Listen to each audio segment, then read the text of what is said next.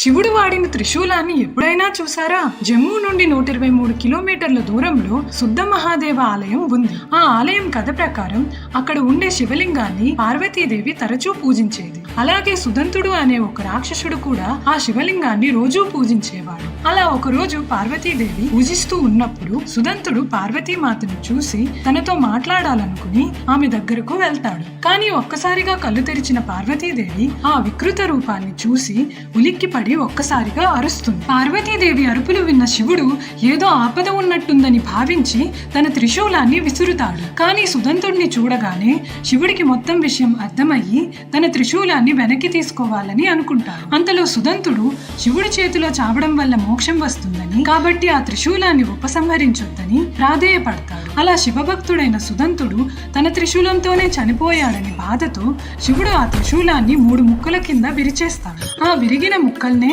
ఈ ఆలయంలో ప్రతిష్ఠించారు. అందరూ సబ్స్క్రైబ్ చేసుకుని చెప్పండి, హర హర మహాదేవ.